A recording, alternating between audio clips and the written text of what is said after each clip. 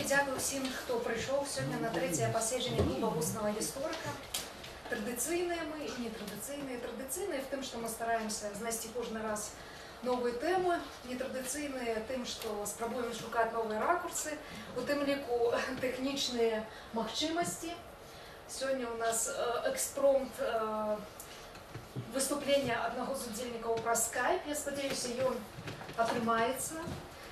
Для нас вялікі гонар таксама і новая сторонка в гісторыі архіва, гэта арганізацыя мерапрыемства менавіта для прэзентацыі кнігі Градзенскай гістарычнай школы. Я спадзяюся, што будуць і іншыя школы беларускія гістарычныя прадстаўленыя в перспектыве, таму што вядома, што в іншых гарадах таксама робіцца даследаванне. Гародня для нас і блізкая, і малавядомая адначасова. Чаму блізкая, бо знітаваў лёс нас з гісторыі, хаця было вельмі шмат старонных, непадобных, напрыклад, на гісторыю горада Менску. Гэта в час вайны, гэта міжваенны перыяд, іншыя гістарычныя перыяды. Гэта горад, які прыналежаў розным дзяржавам. Ён быў пад уплывам абставін гістарычных рашэнняў, якія маглі цалкам змяніць ягоны лёс, воблік той гарадской супольнасці, якая там існавала.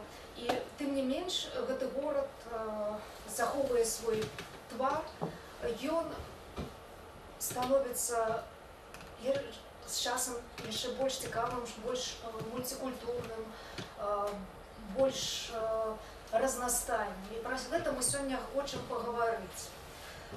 Таксама хацелася б сказаць пра тое, што мы не ведаем. Можна на другую старонку. Гэта тое, што насамрэч гэты горад дастаткова моцна даследуюць тыя, хто яго закаханыя, можна сказаць. Вось маленькі прыклад. Я памятаю, што некаторыя з тых, хто ўжо былі на нашых паседжаннях, казалі: вот, калі ласка, дайце нам трошачкі кніжак, каб зразумець, як даследуецца тая праблема, якую вы ўздымаеце. Вось некаторыя з іх я, дарэчы, дапоўніла адным выданнем, якое не атрымала, гэта Акермана. Я лічу, што гэта вельмі важнае даследаванне ў гісторыю горада. І бачна таксама па прозвічах, што гэта больш энтузіасты, чым нейкія акадэмічныя інстытуцыі. У гэтым моц і часамі слабасць пэўных намаганняў. Гэта не мае словы, гэта, скажам так, я трохі цытую некаторыя водгукі, якія ёсць у літаратуры, але у любым выпадку больш, чым яны, афіцыйныя гісторыкі не зарабілі. Выйшла ў 2014 годзе такая кніжка, якая называецца «Каралеўскі горад з правінцыйным лёсам». Яе трохі крытыкавалі за тое, што няма там чалавека, няма там ментальнай гісторыі, па меркаванні рэцэнзента. Калі вы чыталі «Архэ», прысвечана заходняй Беларусі, 2014 год, Степан Стурейка, спецыяліст па антропалогіі архітэктуры, крытыкаваў за гэта выданне. І зараз мы маем гонар, адказ паказаць. Вось кніжкі, якія могуць паказаць, пра што думалі гарадзенцы, прадставіць розныя групы, этнічныя, прафесійныя, рэлігійныя, прадставіць нейкія шараговыя падзеі, якія былі важныя для гэтых людзей. Гэта кніга, здаецца, што выдаць успаміны. Это першае такое выданне па гісторыі гародні, якое менавіта утрымлівае успаміны гарадзенцаў пра гародню. І яно паўстала па выніках больш 10гадовых пошукаў Тацяны Андруся, які сёння зробіць нам даклад. І спадзяюся, вы гэта ацэніце. Гэта кніга павінна падштовхнуць нас да далейшых высноў, да далейшай працы з такім матэрыялам. Гэта прыносіць новую інфармацыю для адукацыйных практык і гэтак далей. Я спадзяюся, што вам гэта кніга спатрэбіцца у вашай дзейнасці. А зараз я бы хацела запусціць ролик, які падрыхтавалі нашыя дарагія складальнікі кнігі, які вас павінен трохі пагрузіць у кантэкст, у тое, што гаварылі тыя сведкі, успаміны якіх мы можам пачытаць у гэтай кнізе.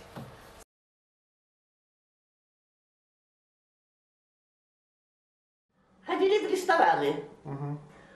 Они были сравнительно, можно было пойти. Можно было заказать, теперь дорого. Ходили в рестораны, ели много мороженого. По улице Ожешской, Советской ходили фотографы при поляках. Фотографировал, потом папа шел, смотрел маленькие, это самые, если хороший, заказывал. Значит, по Ожешку один фотограф, его вотчина, по Советской другой фотограф. Ходили в парк, парк утопал в цветах, потому что город был небольшой и охраняли. Вот этот бассейн в центре здесь, около Ожешка, да? Вокруг посажен был табак, душистый табак. И при поляках мы начинали учебу, все становились, это школа длинная такой коридор, и возле каждого класса стояли дети у дверей, за ручку друг друга, по двое. И одна девочка, такая была, фамилия Бомбянка, я запомнила ее, она выходила и говорила молитву. Крест висел там в начале школы и говорила молитву Духу Святый, который освенца сердце и умыслы наши, ну и там дальше так. Вот. А потом вся школа пела песню. Kiedy ranne wstają zorze, Tobie ziemia, Tobie morze, Tobie śpiewa żywioł wszelki, bądź pochwalon, Boże wielki. Ну, я не знаю, вот не любили евреев и все. Может, потому что вся торговля была в руках еврейских в то время. Так что разные лозунги были на стенах, на улице. Не купую жида, бей жида. Так вы по национальности не белорус? Нет. А белорус у нас не было, национальности у нас такой не было. Вы ж, откуда вы взяли белорус в то время? Белорус никто, у нас не было то, что белорус. У нас православное было.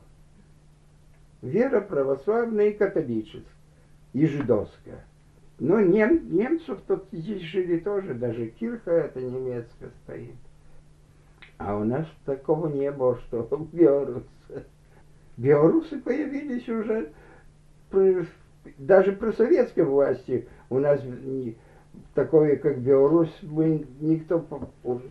Но Беларусь появилась советская, как Советы вот сюда вошли будем, с 1939 года.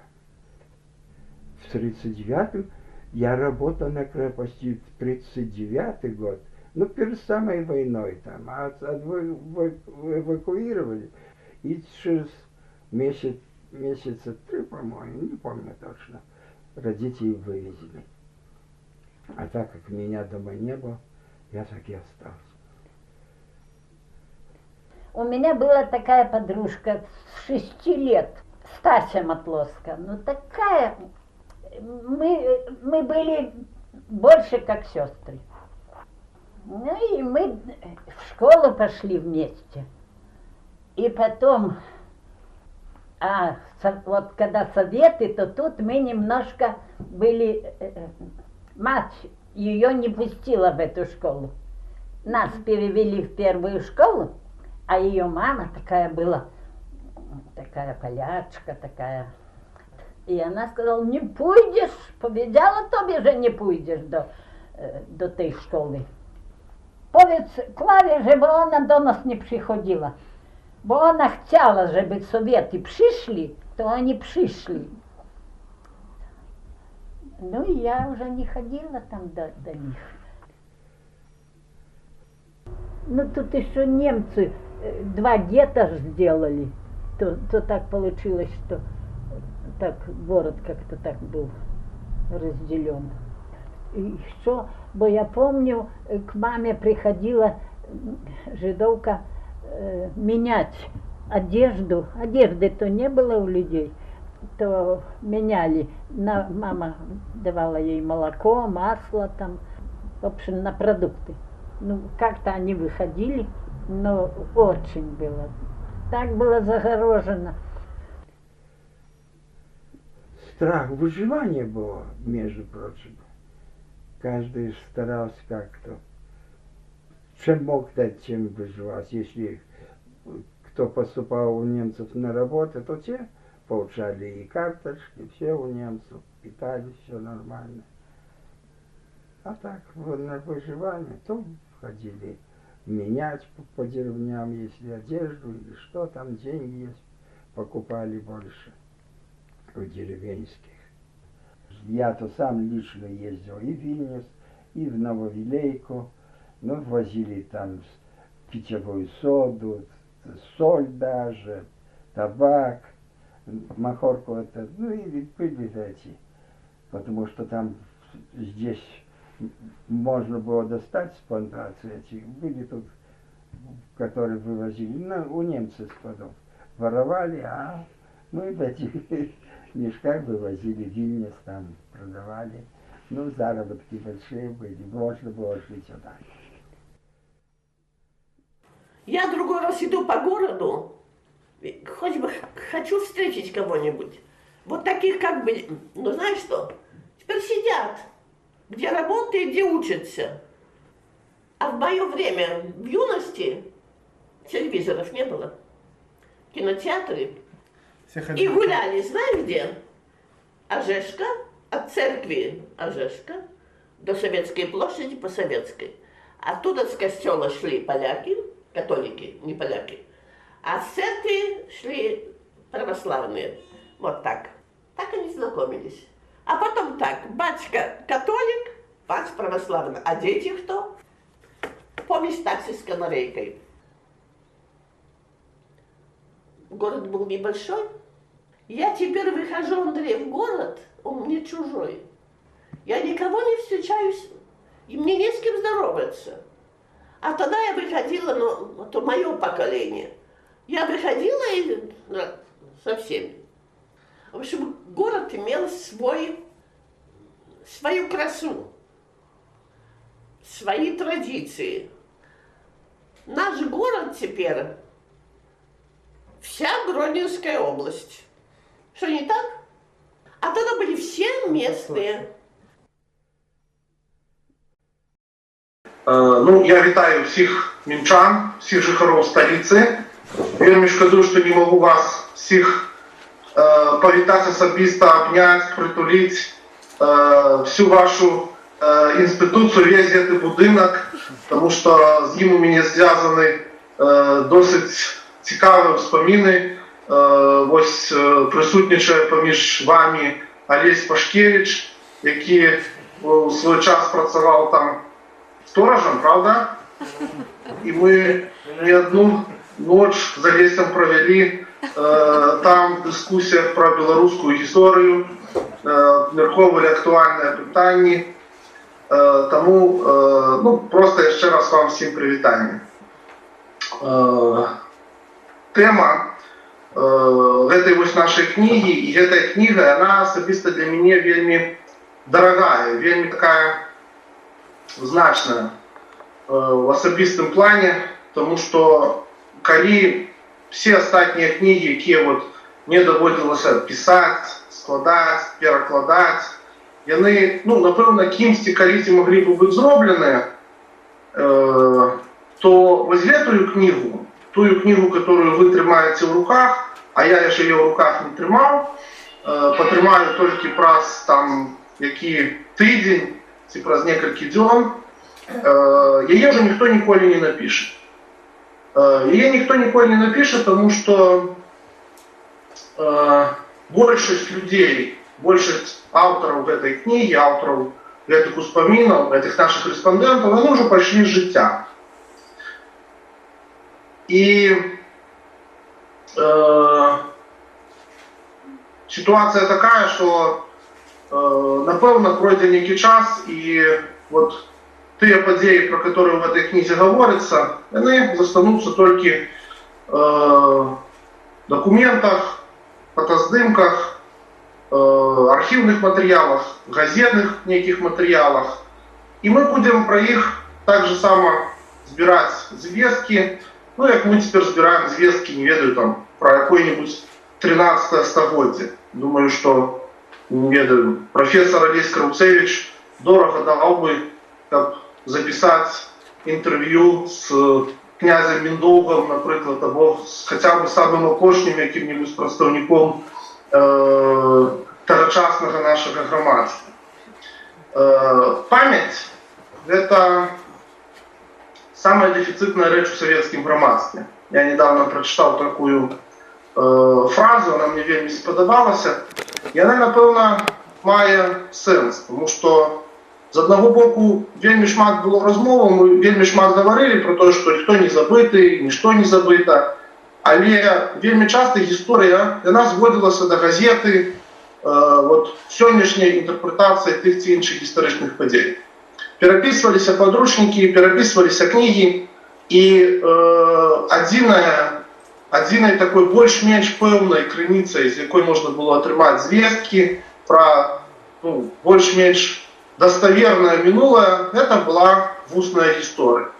Таму так шмат мы слухалі пра тое, што нам сказалі нашыя бабулі, суседзі, аднавяскоўцы, і так шмат, в прынцыпе, прымалі на веру, тому што заўсёды быў нейкі, ну не ведаю, як гэта сказаць, пратэст супраць вот гэтай такой некай афіцыйнай версіі, которая нам заўсёды прапаноўваецца. І моя асабістая вот прыгода з успамінамі пра Гродно, з вуснымі успамінамі людзей, яна пачалася в канцы яшчэ 90-х гадоў, калі мы разам з сябрамі организовывали экспедиции по околицам Гродно. Это так званая Сапоцкинщина, в околице Сапоцкина, ну, многие ведают, да, таки лічыцца самый польский регион Беларуси. Мы заўсёды спрабавалі разгадаць, чаму ж ён польскі, напэўна, неяк трохі разгадалі. І тады гэтыя ўспаміны яны записываліся нами абсолютно не по канонах вуснай гісторыі, без методологии, просто на диктофон, або просто на некую паперку. Але до тады тое, што мы запісалі, тое, што мы даведаліся, ну, было для нас надзвычай важна. Ну, напрыклад, яшчэ ў канцы 90-х гадоў, там, 20 гадоў таму мы маглі запісаць дзядулю, который маленькім хлопчыкам памятаў, як хавалі загінуўшых рускіх салдат у войну 1915 года. То есть вот человек подвозил нас на могилы до места, вот у поля, казал, вот тут похованы там русские солдаты. Это только один з прыкладаў. Ну, вядома, что як бы вусна-гістарычная памяць, яна жыве 280 гадоў. І гэта, ну, прыкладна, оно так і ёсць. Сёння, конечно, расце працягласць жыцця, але все равно, вот, калі мы сёння выходзім в экспедыцыю, спрабуем запісаць нейкія ўспаміны, ну, то мы павінны сабе уяўляць, што, ну, хутчэй за ўсё, вот от 2017 года отнять 80 годов, это там 1937 год. Ранейшие успомины записать уже будет вельми тяжко, потому что, ну, объективно уже респондентов, хутчэй за все, мы не сустрэнем, а калі сустрэнем, то они уже будут, скажем так, навряд ці можна разлічваць на то, что их успомины будут для нас вельми каштоўны. Наступным этапом, калі вот пачалі збірацца ўспаміны которые так само трапили в эту книгу, это были подеи 2005, 2006, 2007 годов. Почалась так званая реконструкция историчного центра Гродно. И мы с моими коллегами, в первую очередь с Андреем Чернікевичем, спробували неким чином ратовать вот те будинки, которые уже были осуждены до зносу, до руйнування. І ну, як виратувати будинок? Ніхто не ведає. Можна писати там звороти і так далі, шукати інвесторів. Але ну, для нас, для істориків, самим таким відовочним способом це була спроба дати цим будинкам історію. Ми почали цим займатися. Ми почали просто шукати звістки про ті чи інші доми. Коли ми вже були не безім'янні, коли ми вже мали власне минуле. Мы почали, конечно, что-то шукать в архивах, в документах, але ну, что можно доведаться про будинок, которому там 150 годов. Жил такий человек, и в принципе все. Тогда мы пошли до людей. Мы пошли до людей, которые жили в этих домах, начали записывать их воспомины. И вот с этого, можно сказать, для меня особисто книга, которая у вас теперь в руках, она и починалась. Починалась просто с того, что ты выходишь на улицу, ведаешь, что квартал будет сноситься, стоит бабуля, закутанная в некие ганучи, ты до нее подходишь, начинаешь с ней знакомиться, и она тебе на доброй русской мове рассказывает, что спочатку она тебе не доверяет, потом на доброй русской мове начинает рассказывать, что она на 20 годов, там нават на 25 годов, молодейшая жонка сябра городской думы города Киева, який уцікав от большевиков, жил в Польше, жил на этой улице. Ну и это абсолютно фантастика, тому что откуль, где, коли можна здобыть такие звестки. До речі, в этой книзе вот такие вспомин там есть, кавалочек Варвара Шевченко. Одна з опошніх в этой книзе есть ее воспомин. И 10 годин так у 2014 я вже почав думати про те, що, ну, напевно, це наші воспомини, а на той момент уже вельми активно працював, функціонував архів усної історії. Таня Касата з цим архівом вельми активно співпрацовничала, ну і я в некій ступені. Я вже почав думати про те, що треба починати збирати воспомини ну, системно приводить їх у вигляд некої книги. І на протягу вот, 2 годов прошлых мы с Таней думали про вот эту книжку. Збирали інформацію, збирали вспомини, думали, як нам їх систематизувати. Була у нас з Таней досить складана дискусія об тим, чи треба, наприклад, включати вспомини вже колись друковані, написані самими людьми. Тому що ну, цікава є така підборка вспоминів. Я був схильний до того, щоб включити, але Таня, вона мене, так сказати, зламала і правильно зробила, сказавши, що не треба цього робити. Будемо займатися ідеєю менавіта вусних історичних вспомин. Конечно, эту книгу нельзя назвать узором таким цельным вусно-історичного дослідження, вусно-історичного збору вспоминів. Тому що тут вспомини вельми різні по якості запису. Як я вже казав, є записані в всіх канонах вусно-історичного дослідження, а є записані на кавалочку папери, потім розшифровані, приведены до некой нормативного варіанту білоруської мови, тому вони такі різні по гучанню в этом вспомини. Але, повторюся, у нас в більшості випадків в стані вже не було ніякої можливості ці вспомини перевірити, верифікувати, неким чином доповнити і так далі. Тому що їх автори, респонденти вже пішли з життя, і на сьогоднішній момент вони збільшого вже всі сапраўды стали історією.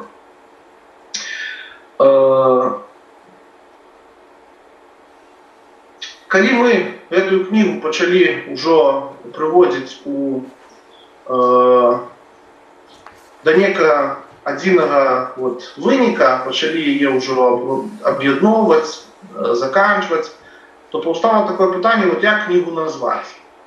І довго ми так само з Тетяною дискутували, спинилися на назві зовсім інший город, але ну, я хотів би пару слов сказати про сенс цієї назви. По-перше, ну, то, що город зовсім інший, це зрозуміло. Тому що город цей починався, город цей справді виглядав зовсім інакше. І жили інші люди.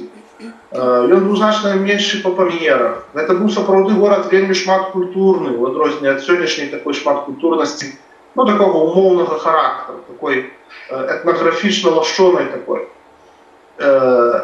Але з іншого боку, є одна вельми важна околічність.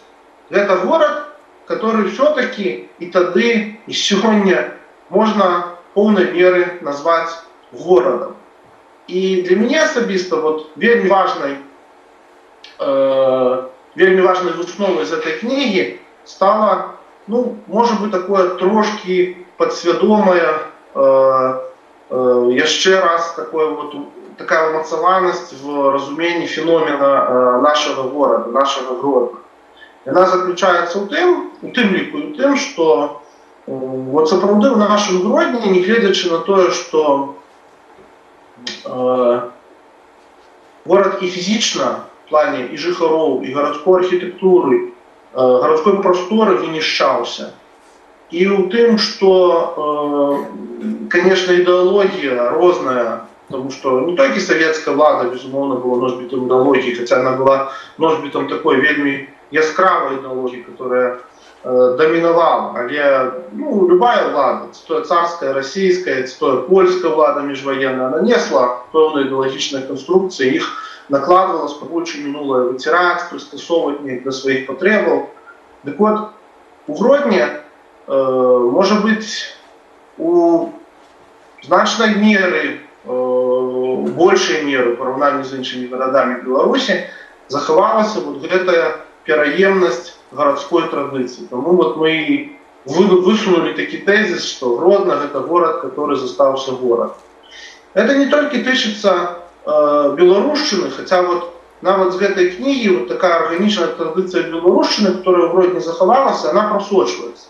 Например, у нас есть там вспомины про Владимира Федорука, директора Гродненской школы, про Николая Мартинчика, особо вельми значная для заходней белорусской истории, недооцененная, про которую мы мало на сегодняшний момент говорим, ведаем, але человек вельми важный, особенно в истории товариства белорусской школы. Але эта традиция, вот городская, мещанская традиция, она заховалась у простых людей, у звичайных гродзенців. Это важно по вот этих бабулях, которых мы записывали, по их интеллигентности, по их, не знаю, там, выразах твару и, ну, по певних городских традициях, которые все-таки не глядят чего ни на что, и они не просто отражаются, они не просто існують у вигляді некого оторваного від контекста там, не знаю, свята, там, подій і так далі, але вони весь час наповняються неким новым сенсом. Ну, взять те ж самые Дни Святого Губерта, да, которые абсолютно громадским шляхом після многих десятилетий забуття на сьогоднішній день вернулися і святкується як некая така вельми важная городская подія. Я думаю, що Таня вам скаже ще многие важные речі сьогодні. Мне хотілося б поділитися ще одним таким особистим назиранням. Вот роблячи эту книгу, зводячи гэты ўспаміны людей, я сапраўды зрабіў для себе такое, ну, адкрыццё, можна сказаць. Я пераканаўся, наколькі наш горад быў розным, наколькі ён быў разнастайным.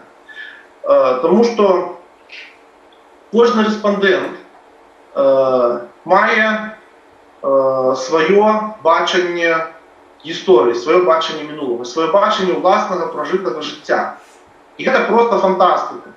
Калі два чалавекі жывуць на суседніх вуліцах, ходили амаль в одну і ту саму школу, і мають, може бути, навіть мають одно і те саме віровизнання, але мають абсолютно супротивлегле міркування о подіях, наприклад, Другої Всесвітньої війни.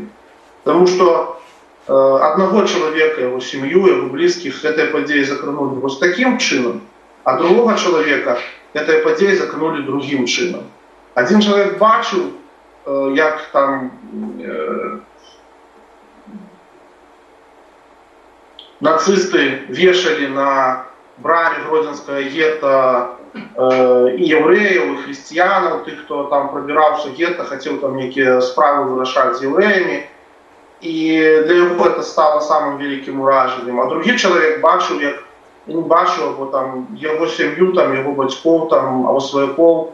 В 41-му році ще совєтські влади напередодні початку вже червня, війни у червні 41-го року вивезли у Сибір. І для його це стало зовсім іншим досвідом, зовсім іншим ураженням. Тому, видите, ну, я вже це скажу, як далеко не професійний історик, менавіта в усних історичних дослідженнях, як чоловік, який тільки в некій ступені до цього докранувся, знову ж з метою заховати частку історії міста.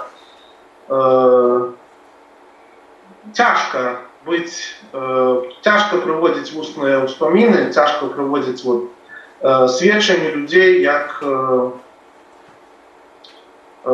доказ неких об'єктивних,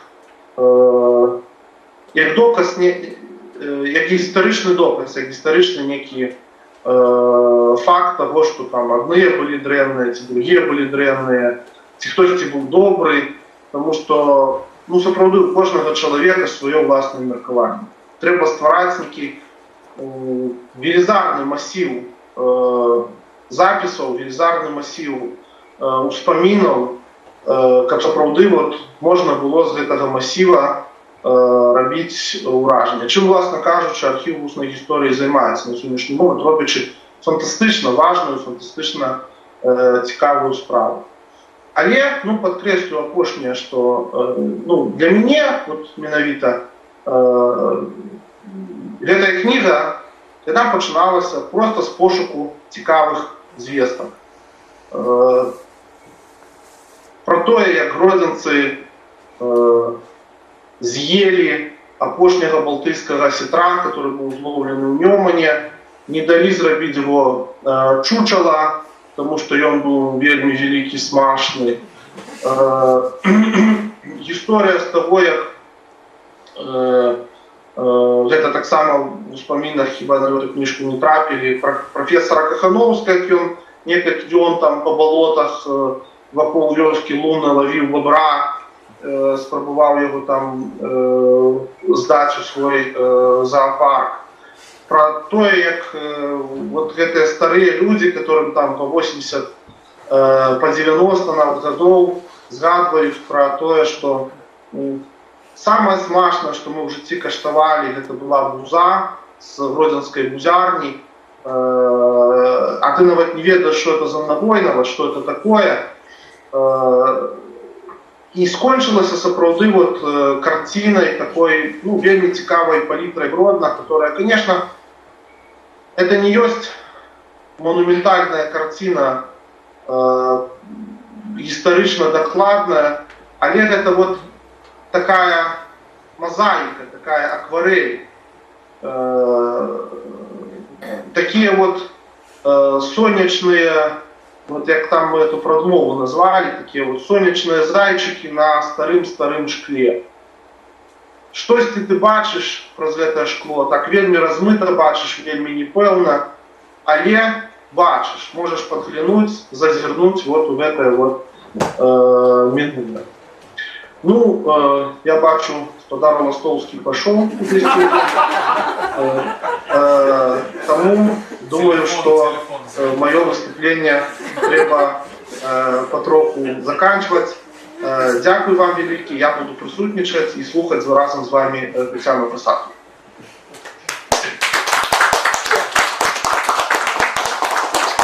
Тетяна, тобі слово. Сподіваюся, Андрусь почує, не веду, як треба, може, розвернутися. Дякую великий, Андрусь. Як завжди, вельми складано після тебе виступати. Ось, тому що вже Андрусь, чувати тобі, Тетяна? Чувати? Не вельми, так? Да, я все чую, все добре. Ось, тому що вже не ведаєш, що додати, але ну, все ж таки, напевно, притягну на тему традиції, да, захованості городської традиції, тому що ну, ми назвали сьогоднішнє наше виступлення «Город, який застався городом». І ось сапраўды, нават не гледзячы на нейкія там прасторавыя змены ў горадзе, якія адбыліся і з 39-го года по 45-й год падчас Другой сусветнай вайны, так і ў савецкі перыяд, калі ішла перабудова некаторых вуліцаў. Ну і, канешне, можна ўзгадаць і 2005-2006 год, калі ішла рэканструкцыя гістарычнага цэнтру. Ўсё ж такі гэта гарадская традыцыя захавалася, і вось нават я была сведкам гэтай гарадской традыцыі.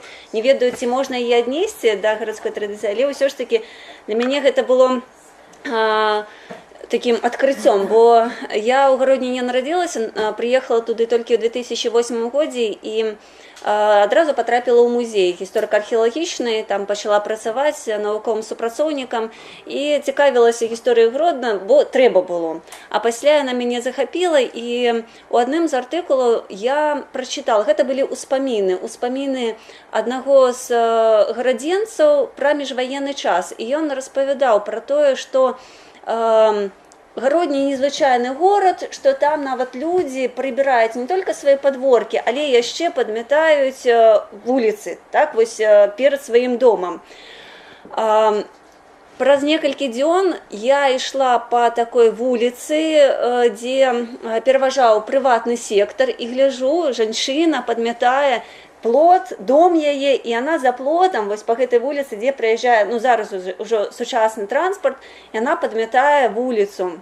І для мяне гэта такое дэжавю. Я вось толькі нядаўна пра гэта прачытала, а тут, аказваецца, гэта захавалася. Гэта вуліца Чырвона-партызанская, ну, хто з Гродна якім-небудзь чынам звязаны, то, можа, ведае. Вось. І таксама, слухаючы нашых сведак, вось успаміны якіх прадстаўлены ў гэтай кнізе, праводзіла іншыя паралелі з тым, што яны распавядалі пра сваю маладосць, ну, пераважна гэта міжваенны час і першае дзесяцігоддзе пасляваеннага часу, то я зразумела, што ў прасторы ўсё ж такі і не такія глобальныя змены адбыліся, таму што усе казалі, вось нават вы, калі ролик добра, ну, уважліва слухалі, то чулі, што там вось адна жанчына, якая апошняя, казала пра вуліцу Ажэшка і Савецкая, да, вось якія былі вельмі актыўныя, яшчэ, ну, там у працяг яе ўспамінаў там быў тым, што ўсе туды выхадзілі, калі якія-небудзь спатканні былі, то абавязкова прызначаліся толькі на вуліцы Савецкай. Вось, і зараз, калі паглядзець, то самай такой публічнай вуліцай з'яўляецца менавіта, ну, тады яна была дамініканская, ну, зараз савецкая. Вось. І такіх вось паралелей, ну, можна вельмі шмат скласці, прачытаўшы гэтую кнігу. Я б хацела зараз больш паглыбіцца, напэўна, у такую гарадскую супольнасць і, напэўна, ідэнтычнасць, і звярнуць увагу на той успамін, які вы праслухалі пра беларусаў, мужчына. Ну, там адразу я пачула, такая рэакцыя была, хтосьці пачаў усміхацца. Вось, пра тое, што беларусаў не было, так, у міжваенны час. І вось, акурат я над гэтым вельмі шмат разважала, слухаючы ўспаміны, пасля, калі мы некалькі разоў перачытвалі, калі вычытвалі перад друкам гэтую кнігу, то як бы зараз вось сапраўды з такой сучаснай перспектывы мы можам казаць пра тое, што горад Гродно міжваенны час і першыя гады пасляваеннага часу быў шматкультурным, шматнацыянальным, так? Таму што там жылі і, зразумела, палякі, беларусы, хаця, ну, можа, такого самавызначэння не было, габрэі, натуральна, жылі, немцы, пра якіх таксама ўзгадваў адзін з рэспандэнтаў нашых. Але ну, можа быць, гэта зараз прагучыць правакацыйна, але пасля мы можам на гэту тэму падыскутаваць. На мой погляд, усё ж такі нацыянальная ідэнтычнасць не была такой значнай на той перыяд у параўнанні з сацыяльным статусам, сацыяльным становішчам. І увогуле, гэта ўжо зразумела, што важнейшым было такое рэлігійнае вымярэнне. Вось зноў-такі звяртаю ўвагу на той успамін, які мы слухалі, што былі праваслаўныя, католікі, габрэі, жыды, так? Вось, і там вось, пра немцаў узгадваў, да, гэты рэспандэнт лютэране. І вось вельмі цікава, што тыя супольнасці, якія не былі прадстаўлены ў гарадской прасторы, так, вось, напрыклад, ну, якой можна назваць зараз царква, якая можа быць беларускай, да? Напрыклад, ну, уніяцкая, да? Яна не была прадстаўлена ў гарадской прасторы. Вось лютэране, там вялікі храм даволі, і ў цэнтры знаходзяцца, і пра іх ведалі. Баптысты, пра баптыстаў таксама не ўзгадваюць, бо яны, у нас ёсць адзін з успамінаў баптысцкі жанчыны, вось, і іх малітоўны дом знаходзіўся, ну, на акраіне горада, хаця зараз гэта самы цэнтр, гэта вось літаральна на скідзельскім рынку, калі хто ведае, недалёка ад аўтавакзала. І вось можна сказаць, што той, хто не трапляў у гэту вось гарадскую прастору са сваімі месцамі, то яны і выпадалі з нейкай такой сацыяльнай структуры. Але, на мой погляд, у штодзённых практыках вось падзел насельніцтва па нацыянальнасці, ён праяўляўся сітуатыўна. Усё ж такі існавалі публічныя прасторы, дзе людзі і рознага веравызнання, што было важна на той час, і нацыянальнасці, што мы зараз, ну, больш прыдаем значэнне, яны сутыкаліся, узаемадзейнічалі. Якія гэта былі прасторы? Ну, зразумела, там школа, потому што калі мы чуем успаміны, пасля вы будете чытаць, калі хтосьці захоча успаміны ў гэтай кнізе, то так як гэтыя нашы сведкі ў той час былі дзецьмі, то пра школу вельмі шмат успаміну, яны казалі, што там навучаліся розныя прадстаўнікі там і у польскай школе, польскай гімназіі, куды было патрапіць вельмі складана, навучаліся і габрэі, таксама суіснавалі там і палякі, і беларусы. Ну, некаторыя сведкі зазначаюць, што ўсё ж такі складаней было там габрэю ці праваслаўнаму, так, беларусу, рускаму патрапіць у якую-нибудь там гімназію, але ўсё ж такі вызначальную ролю гралі грошы. Так, вось, ну, зноў-такі гэта можна вывесці з успамінаў. І з расповедаў сведак ствараецца такі вобраз, можа трошкі міфічны вобраз вельмі талерантнага горада і мірнага.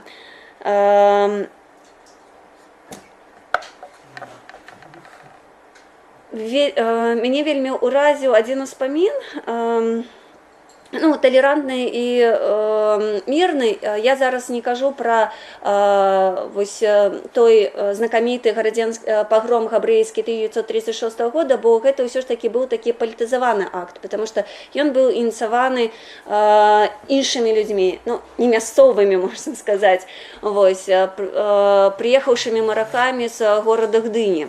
Вось, але, ну, як бы так, мясцовыя вельмі так актыўна падключіліся да гэтага, ну, зноў-такі вынікае з успамінаў, таксама з газетных артыкулаў, але, ну, зноў-такі вось гэта талерантнасць, яна суіснавала вось з нейкімі штодзённымі непаразуменнямі паміж хрысціянамі у сваім асяродку і хрысціянамі і габрэямі.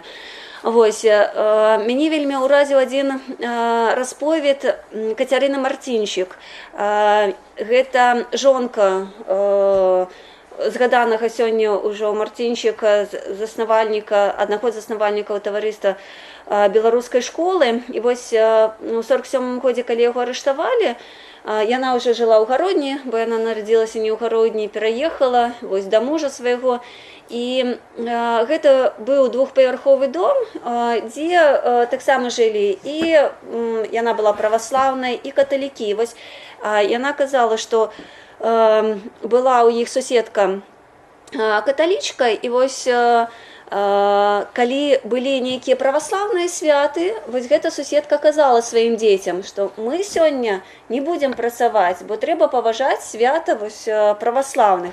Яна кажа, ну так і мне трэба было так рабіць. Таксама, калі было каталіцкае якое свята, яна не працавала, не шыла там нічога, агарод быў побач, нічога гэта не рабіла.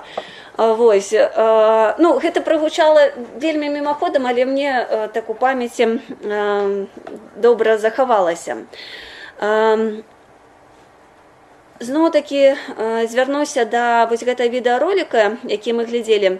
Быў успамін жанчыны пра сяброўку, так, сяброўка, з якой разам і ў школу хадзілі, і жылі побач да 1939 года, пакуль не прыйшлі саветы, вось зноў-такі палітызаванасць вось гэтых канфліктаў.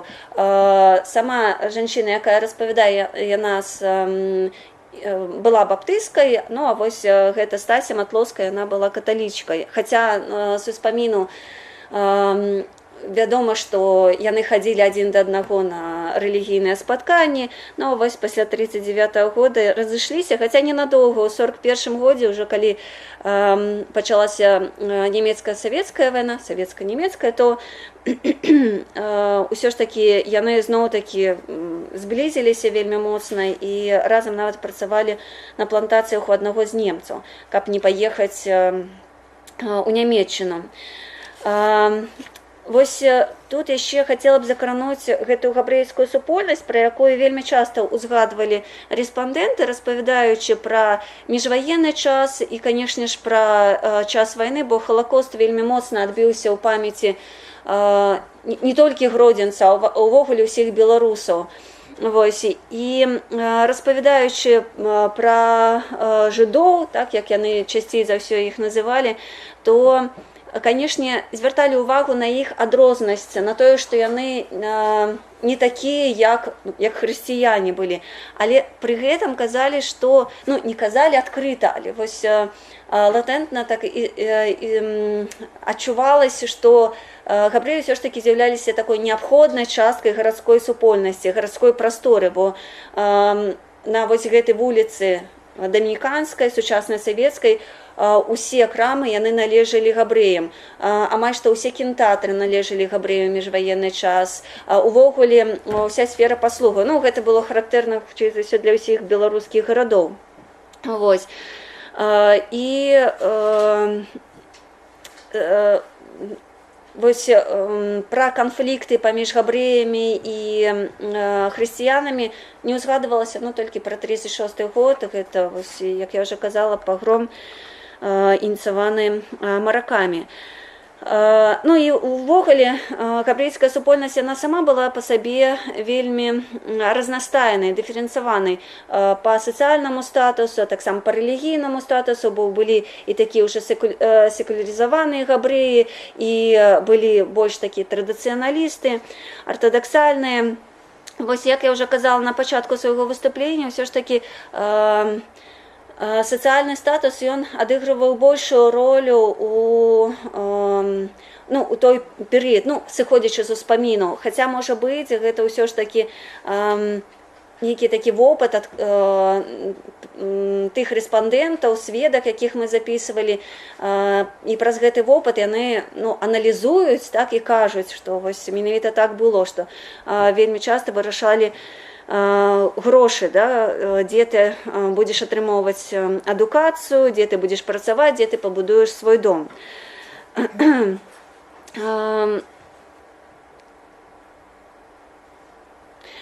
І увогуле, тое, што датычыцца гэтых успамінаў, то яны не ўспаміны пра польскі перыяд, да, Гродна, пасля перыяд акупацыі Гродна, а гэта больш успаміны пра горад маладосці. І таму больш людзі звярталі ўвагу менавіта на штодзённасць, на тое, што адбывалася ў іх у двары, на тое, што адбывалася ў іх у школе. Вось, і таму ну, і падаецца, што гэта гарадская супольнасць, яна была вельмі моцная, што узаемадзеянне ў гэтай гарадской супольнасці і тое, што горад быў такім правінцыйным, яны ну, надавалі устойлівасць гарадскім традыцыям. І гэта пераемнасць, яна, канешне, перарывалася, але зараз гэта традыцыя, вось яна жыве ў тых людзях, якіх мы запісвалі. І мне падаецца, што ну, у нейкай ступені, можа, дзякуючы гэтай кнізе, гэта традыцыя будзе жыць далей, потому што вось зноў-такі, як Андрусь сёння ў сваім выступленні узгадаў пра дні святого Губерта, дні святого Губерта былі ў міжваенны час, але па-іншаму зусім святкаваліся. Гэта не былі канферэнцыі, якія зараз ладзяцца, не былі выставы, а гэта было паляванне. Все збіраліся і палявалі, вельмі шмат было вайскоўцаў тады. Бок ўсё ж такі трансфармацыя традыцыі адбываецца, але яна захоўваецца і дзякуючы спамінам, і дзякуючы вось гэтым людзям, якія жылі, і дзякуючы, напэўна, таму, зноў-такі, можа, правакацыйна будзе гучаць міфічнаму гарадзенскаму патрыятызму, бо патрыятызм гэты мы самі яго ствараем, мы самі яго падтрымліваем. Напэўна, заснавальнікам гэтага гарадзенскага патрыятызму быў, можа, там Андрусь са мной не пагодзіцца, можа, наадварот, Юзаф Яткоўскі, так, які ў першую чаргу казаў, што ён гарадзенец, вось, а пасля ўжо нейкія іншыя статусы. Вось, і ён быў гісторыкам, да, ён займаўся гісторыяй не толькі Гродна, але і гарадзеншчыны. Вось зараз тая ж самая інтэлігенцыя, тыя ж самыя гісторыкі, яны падтрымліваюць вось гэты, ну, зноў-такі міф, ён канструктыўны, можна сказаць, пра гарадзенскі патрыятызм. Напэўна, так трошкі сумбурна, вось, бо вельмі хвалююся, вось, але на гэтым скончу сваё выступленне, бо спадзяюся, што будуць у вас пытанні, можа, якія-небудзь прапановы, заўвагі, бо мы адкрытыя да ўсяго.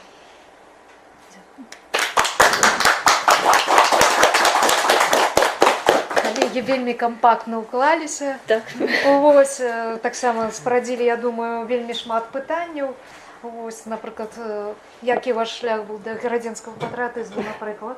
Вось, я хацела таксама трохі мосцік да нас перакінуць, в прынцыпе, таксама ў прывязку з Тацянай. Да, прэзентацыя, калі ласка.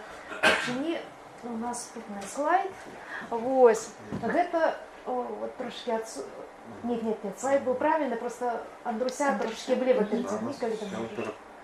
Вот, Андрусь не побачить, это цитата з успаміна маці шановна спадара Андрэя, вот, якую лёс закінуў у складзе сям'і вайскоўцаў, калі правильно гэта так сказаць, у Гародню в 47-м годзе.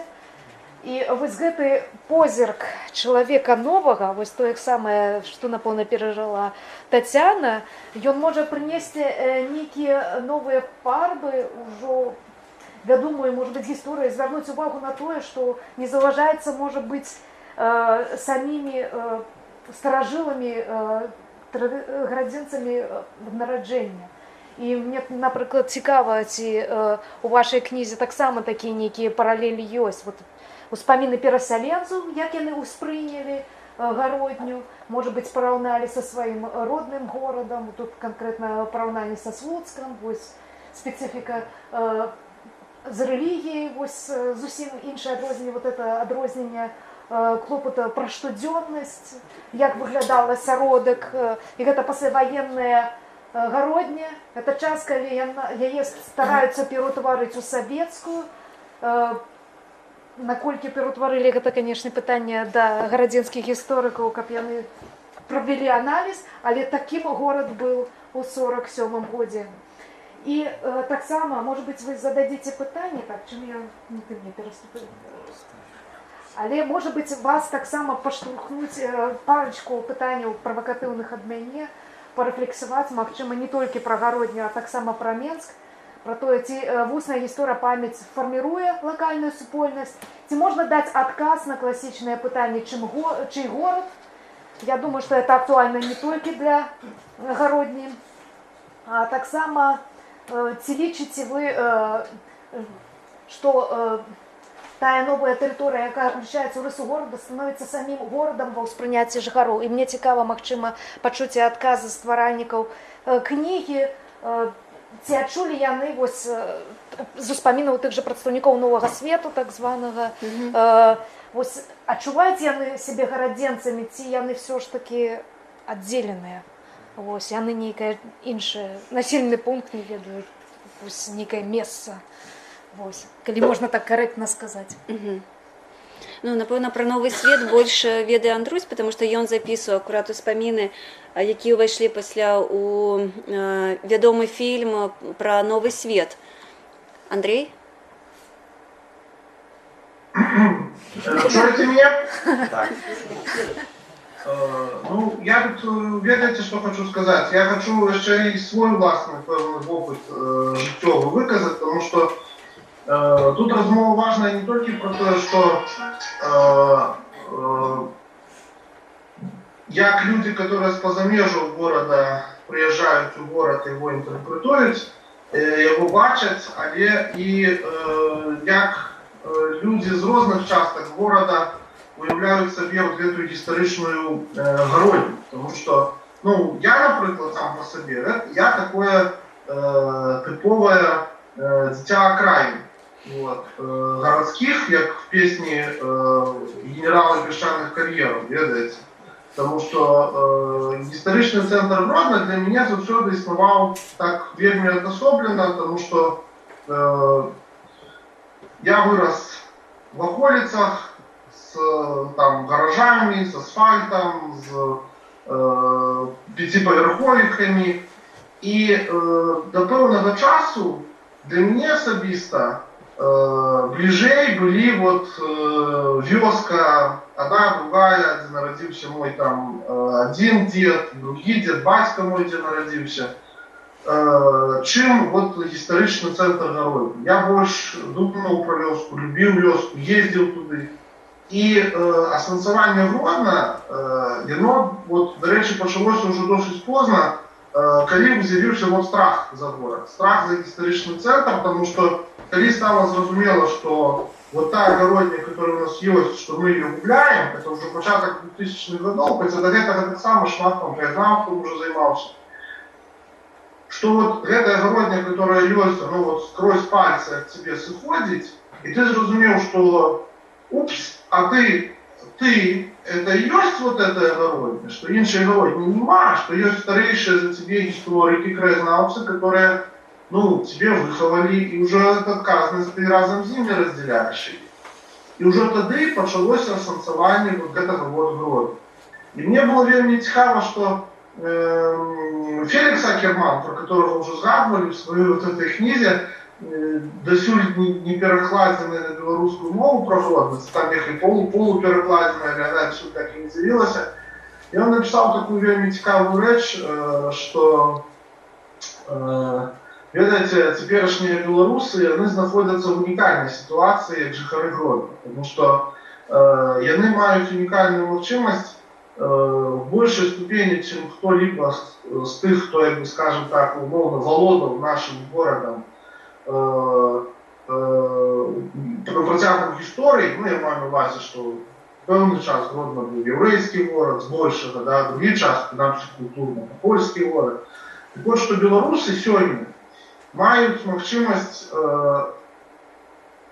максимально об'єктивно, якби, эту історію інтерпретувати, обогунити і зробити Гродно огульним городом, городом нас усіх. Ну, это такие позитивный посыл книги Фелікса Акермана. Думаю, что тут еще великое питание, что белорусы зроблять за тим городом, по великим рахункам, да? Может быть, и зовсім протилеглым у них. але тое, што мы спецыяльна спрабуем, да, вот в гэтай кнізе, мы ж там аб'ядналі вельмі розных людзей ў Успамінах. Там у нас вот ёсць так званыя мясцовыя палякі, мясцовыя беларусы, але мы дадалі і знайшлі там, у нас ёсць там габрэя успаміны, вельмі цікавыя, ёсць успаміны немца этнічнага, который все свое свядомае жыццё прожил под прозвищем своей мамы, белорусский, и только нават не хотел подписывать свое прозвище в этой книге, хотел под инициалами надрукаваться, как и в прошлый момент он походился как успамины, там такие есть успамины Лев Махнач. Вот. Ее на самом деле Лев Франк, его сапраўднае прозвище, и вот его успамины мы так само записали. Тому Гродно это весь час такая вот вавилонская, как это говорить, вавилонская такая тусовка, где люди приезжали, съезжали. Я не помню, у нас есть в успаминах люди, которые были не городенцы, але есть, например, вельмі шмат, там 34 успаміны людей, которые еще сегодня живут, або недавно жили, которые народились в беженстве. 18, 16, 20 там, вот. И они частей за все приезжали со своими батьками сюда, а, например, мамы, у них были русские этничные, россиянки, там, с Сибири, вот. И это было вельмі цікаво, что вот город в той час, например, вот такими людьми пополнялся. Головное, что скажу, что в принципе гродненцы все в некой мере приезжие.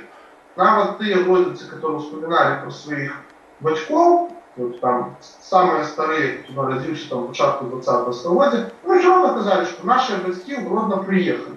Они не были потомными гродненцев.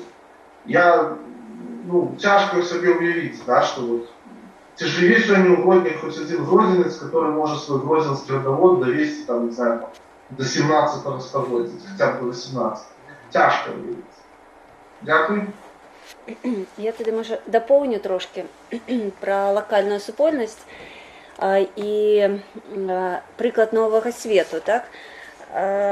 Не тільки Новий Свет з'являвся у міжвоєнний час, були ще інші райони, які долучалися до города, і ось у нас є успаміни некоторих жыхароў былых гэтых, тады яшчэ прыгарадаў, пасля ўжо і частак горада. І вось вельмі цікава, што яны вельмі хутка далучыліся да горада, да гэтай гарадской супольнасці. І вось пакуль Андрусь выступал, я разважала, як гэта адбылося, потому што гэты працэс адбываўся, калі вось глядзець па ўспамінах, ён адбываўся вельмі лагодна і хутка, так, вось гэтымі тэмпамі інтэнсіўнымі. І вось вельмі часта нашы рэспандэнты расказвалі пра рынак. І ён быў не адзін, іх там было некалькі рынкаў. І яны казалі, што хадзілі пастаянна на гэтыя рынкі, хадзілі пастаянна ў крамы, хаця не заўсёды была магчымасць штосьці набыць. І мне падаецца, што вось менавіта праз такія публічныя месцы людзі сапраўды далучаліся вось да гарадзенскай супольнасці.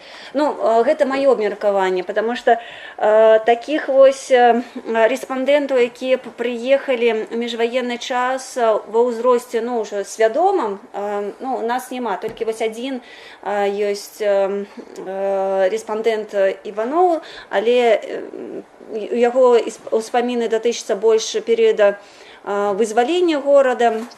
Вось, і такія пытанні проста не мы записывалі яго ўспаміны, і пытанні там пра лакальнай супольнасці, пра тое, як успрымаўся гэты горад, пра тое, ці была нейкая розніца паміж яго родным горадам і гародняй, не задаваліся, і таму штосьці казаць вельмі складана, але вось падобныя ўспаміны, якія Ірына прывяла, то я чытала у Васіля Быкова, які там літаральна праз некалькі гадоў прыехаў у Гародню, і вось у сваёй доўгай дарозе дадому ён таксама казаў, што гэта зусім іншы горад, што гэта горад з замкамі, з касцёламі, і калі ён піша, што калі прыязджалі яго сябры з Менску ці з іншых гарадоў, то ён абавязкова іх вёў там ад чыгуначнага вакзала праз вуліцу Ажэшкі, савецкую, тады дамініканскую, каб паказаць вось гэта хараство горада. Вось, але ва ўспамінах, каб такі прысутнічала параўнання з іншымі гарадамі, на жаль, няма. А чулі яны сябе гарадзенцамі з новага свету? Старажылы прынамсі. Я думаю, што яны проста адчувалі сябе гараджанамі, не адчувалі сябе вяскоўцамі.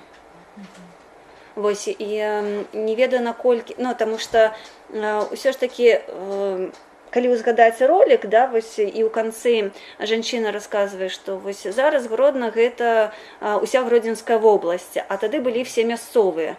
Вось, наколькі гэта можна інтэрпрэтаваць, што гэта былі мясцовыя там гарадзенцы, якія нарадзіліся, і вось там трэцяе, другое пакаленне жыло, яна сама толькі першае, то есть яе бацька быў першым пакаленнем гарадзенцаў, то мне падаецца, што гараджанамі, да, часткай горада, вось, яны сябе адчувалі, на мой погляд. Дзякую. Можа быць, пытанне? Все заслухаліся гісторыі. Дарэчы, на гэтую тэму вось мы згадвалі шмат Фелікса Акермана. І он вот у сваіх інтэрв'ю часамі казаў, што я 5 год шукаў беларускасць у горадзе. Вось, не знайшоў, але знайшоў пытанне, чаму так мала этой беларускасці. Он сказал, потому что вёска пераехала ў горад. Это такое ягоны адказ. Так, гэта, я думаю, што такая праблема больш сацыяльнага характару, і пасляваеннага часу ўжо, перыяду савецкага, калі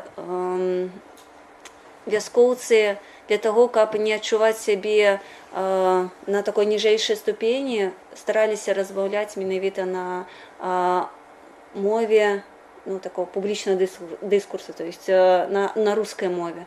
Вось, і таму адмаўляліся ад сваёй там вясковай, простай мовы, якая лічылася ніжэйшай. Гэта праблема, я думаю, што не толькі Гародні, гэта не толькі праблема там гарадзеншчына, гэта праблема Беларусі, і наступствы гэтай праблемы мы адчуваем і зараз, што нейкая такая сарамлівасць за тое, што ты не можаш правільна сказаць нейкія словы з літары «Р» па-рускі, то заўсёды нейкія там такія свае, не ведаю, спрацоўваюць траўмы, што ли, дзіцячыя ці падлеткавыя.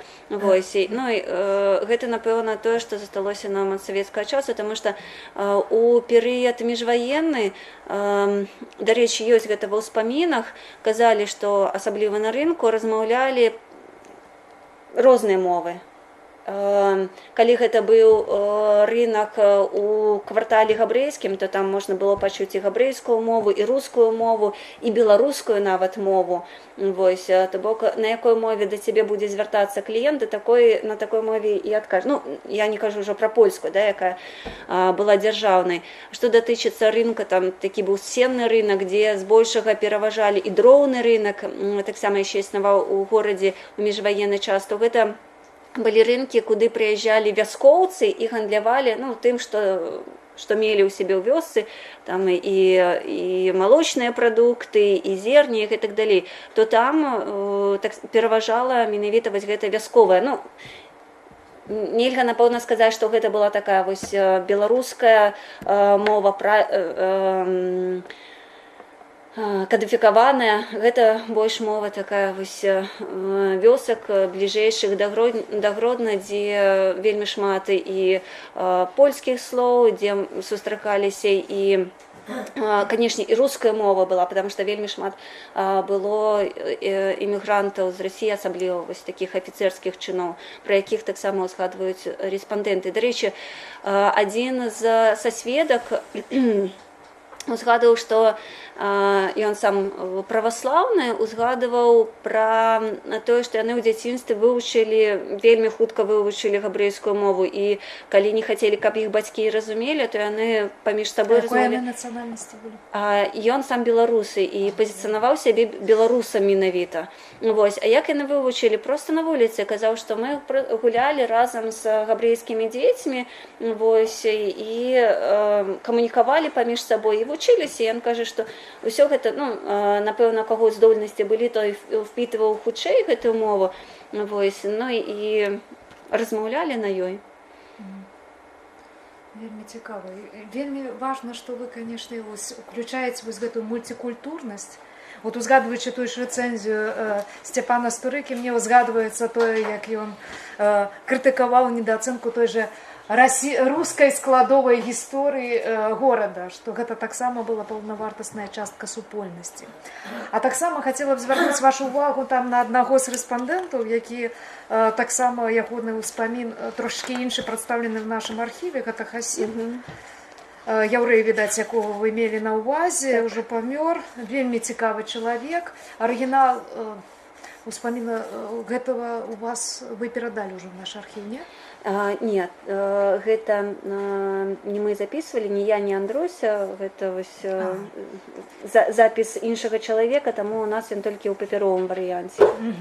А так у архіве ёсць гэты запіс. Ну і ввогуле, каб зрабіць такую... Глобальна гэта калекцыя перадаецца в наш архів, можна будзе паслухаць, в прынцыпе, таксама верыфікаваць, ці знайсці тыя кавалкі, якія не ўвайшлі, бо все мы разумеем, што цалкам апублікаваць успаміны, якія яны былі, это просто велізарны аб'ём. Але кажучы пра гэтага Хасіда, вось я чытала транскрыпт і слухала таксама ягоны ўспамін, які быў сабраны для архіва прамысловых рабочых.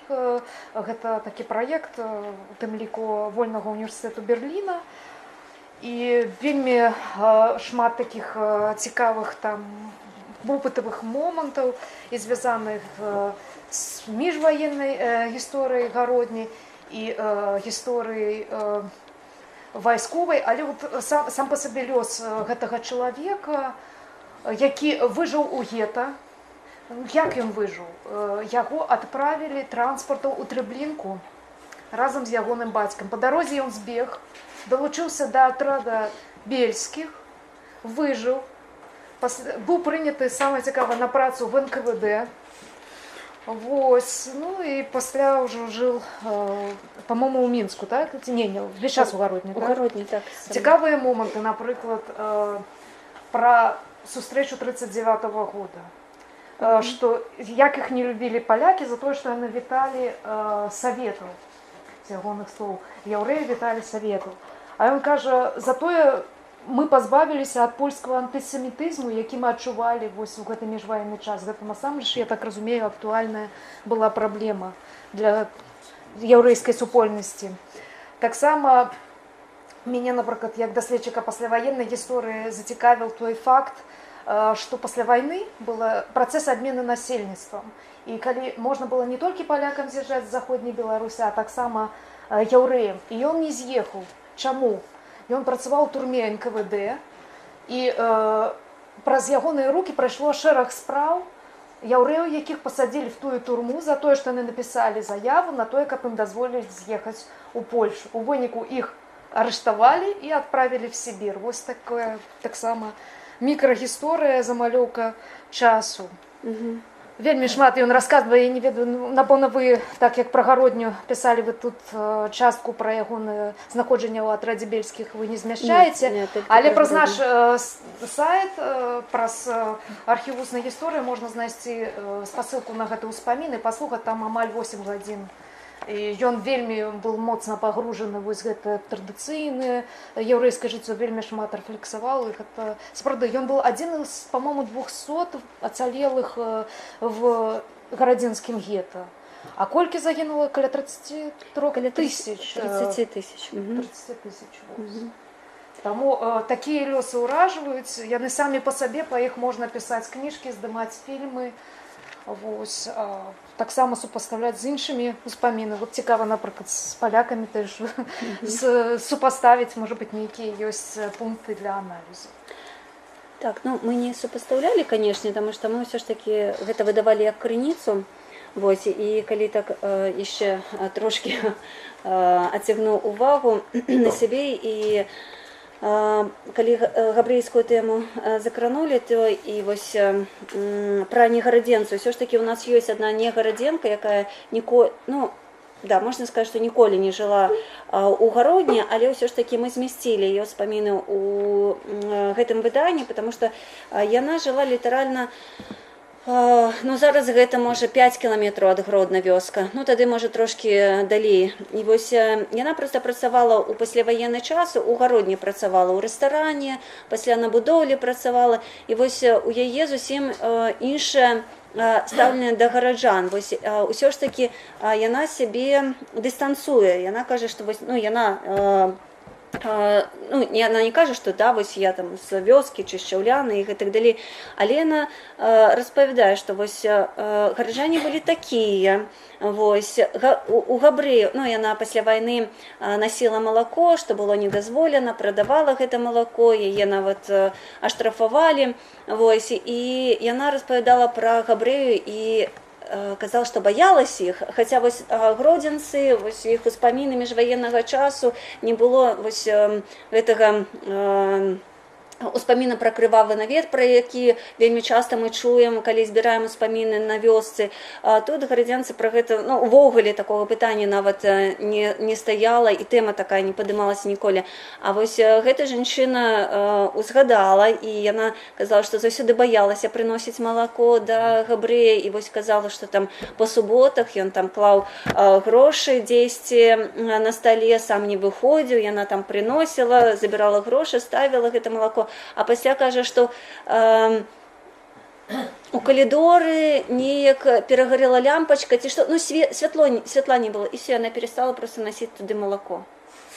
А пасля дачка вось гэтага габрэя яе сустрэла на рынку, яна ўжо прадавала малако на рынку, і ну, запыталася, чаму ты не носіш, бо габрэйка гэта думала, што штосьці здарылася. Ну, вось гэта рэспандэнтка нічога не адказала, сказала, ну да, мне было сорамна, але нічога не сказала. Ну і на гэтым гісторыя скончылася, і яна больш туды малако не насіла, ну тым больш, што яе пасля яшчэ і штрафавалі. Вельмі цікава, што яна такія схаваныя гісторыі распавяла вам. Відаць, вельмі шмат такіх рэчаў, можа быць, якія яны не распавялі сваім нават дзецям, не ведаю. Сарамлівыя, можа быць, гісторыі. Так, ну я думаю, што гэта праблема ўсіх рэспандэнтаў, што чужому чалавеку як бы лягчэй і прасцей распавесці пра тыя падзеі, якія ты адчуваеш сорам, ці які-небудзь страх, ці які-небудзь іншыя такія негатыўныя пачуцці, бо мы калі збіраем успаміны вось з экспедыцыі Беларускага архіву вуснай гісторыі, то напрыканцы звычайна запытваемся, ці распавядаеце вы сваім дзецям вось пра тое, што вы перажылі. Звычайна адказ такі, што не распавядаем, бо не хочам, каб яны ведалі, як мы цяжка жылі. Ну, гэта не на 100%, да, такія адказы, але вось дзесьці да 80-90%. Дзякуй. Пытанні, можа быць, тут такія вельможныя спецыялісты сядзяць. Каментары. Калі ласка, спадар Андрей. Не пытанне, но Гродно, я родился в Пинске, но Гродно я обязан своим рождением, потому что мама, папа учились в одном классе в одной школе, в 1948 году в Гродно ее окончили. Ну и с этого школьного одноклассного знакомства потом получился, в общем-то, и я. И хотя я родился в Пинске, мои дед, бабуля, тетка родная, они оставались в Гродно, и фактически каждый год я тоже с 1954 года ежегодно в Гродно бывал постоянно, с лесных аэродромов, гарнизонов далеких. Но горожанином я могу сказать, что меня тоже сделало Гродно. Это и мой город, тем более, что и жили абсолютно в центре, я вот Татьяне говорил, прям кинотеатр «Звездочка», там, мемориальные сегодняшние места. Но что я хочу сказать, что по моим наблюдениям, и все, наверное, со мной согласятся, не один я, из кого Гродно делал горожанина, если взять сегодня основных, кстати, доследчиков Гродно и защитников Гродно, ведь это тоже люди, ну, второго, максимум третьего поколения гродненские горожане, либо даже первого, ну, как Татьяна, допустим. То есть вот эта аура города Гродно, городская именно аура, она в себя затягивает, и скорее в других белорусских городах люди, приехавшие с вёсок, с села, приносили туда больше сельского и меньше брали городского. А Гродно быстрее, наверное, превращал вчерашнего сельского жителя в горожанина и действительно патриот города Гродно. Про другие города я особо не слышал, чтобы были патриоты города, там, ну, я не знаю, Гомеля, ну, может быть, Могилева, может быть, еще да. Вот. Но гродненский патриотизм, он со знаком качества. У нас в Беларуси, безусловно, есть. И вот это вот абсолютно феноменальная, я бы сказал, вещь. Ну, когда я, ну, вот одни деды у меня у Звездочки жили, другой дед жил на Реймонта, то есть тоже там особняк до сих пор стоит, где они жили. То есть Гродно с гродненской атмосферой абсолютно другой, не похожей на центральную Восточную Беларусь, опять-таки в силе исторических причин. Он действительно самый городской из всех городов Беларуси. Остается только пожелать, что, наверное, на этом, я думаю, не стоит останавливаться, потому что дальше идут послевоенные, да, страницы истории Гродно. На какой-то момент, ну, уже, наверное, не мне, когда-то и от нас спросят воспоминания, в том числе и от вас спросят воспоминания. А что же было, как это происходило, и как это в вашей памяти осталось. И Гродно, там была огромнейшая, в принципе, библиография гродненская, хотя и основная. Гродно и в данном случае повезло, правильно? Это первая книжка устной истории о городской жизни Беларуси. Первая. И фактически, опять-таки, Гродно здесь пионер, правильно? И с другой стороны, я бы сказал, что это большой вклад и в урбанистику, потому что работая с архивными документами, даже с опубликованными какими-то документами, ткань городской жизни поймешь, в принципе, только из вот таких вот воспоминаний. Потому что этого не найдешь ни в каком другом архиве, кроме архива устной истории. Простой или классический архив этого не даст. Дякую. Павел Терешкович, я не народився ні у Городні, ні у Пінську, але дякую велике за таку натхняючу працю і просто успомін, які, я ось лічу, обов'язково повинен бути включений у аналы Городенщины. У 1981 году я працавал у Министерстве культуры, управлением музеев Рахова помников, и моим кіраўніком был наместник министра Ульянович, який до гэтага працавал у Городні. І ў Городні ён вядомы тым, што гэта менавіта тая асоба, я не ведаю дакладна, кім ён быў, але ён зруйнаваў квартал на Савецкай ці на Ажэшка, там, дзе быў пабудаваны прыгожы, сучасны, светлы будынак абкама партыі. А гісторыя, як ён стаў намеснікам міністра культуры, была такая. У Городню прыехала нейкая група кіраўнікоў ЦК КПСС з Москвы. Ну і зразумела, што з гэтай нагоды ўсё было як трэба, было паляванне, але егеры там штосьці, яны не паспелі загнаць кабанчыка да часу, а ўсё кіраўніцтва было ўжо добра даты ў Ульяновича. И он вырашил за место Игорев, залезть в хмызняк, и демонстровал себе кабанчика и вельми натуральных рук.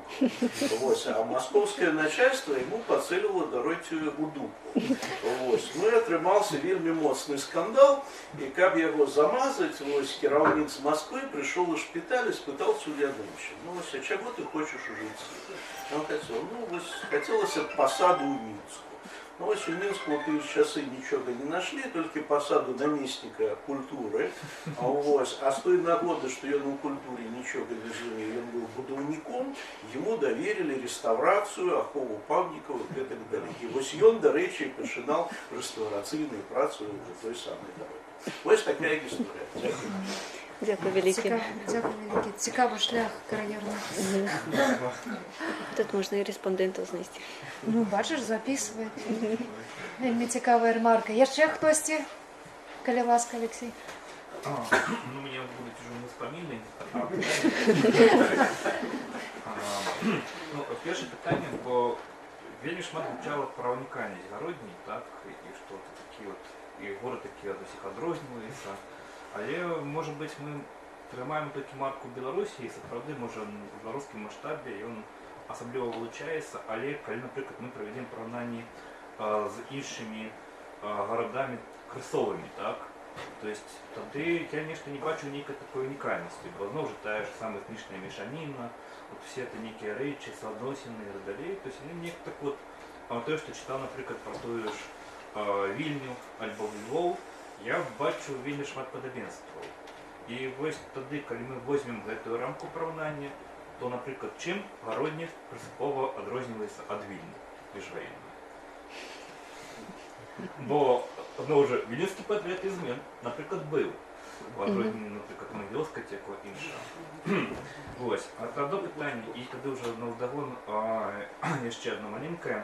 Просто я зернув, що у вас у книзі присутнічає атрибуція респондентів, але ви принципово позбігаєте позначення національності, тому що з усіх там 23 скільки там інтерв'ю я знайшов тільки один раз, коли ви згадали національність респондента.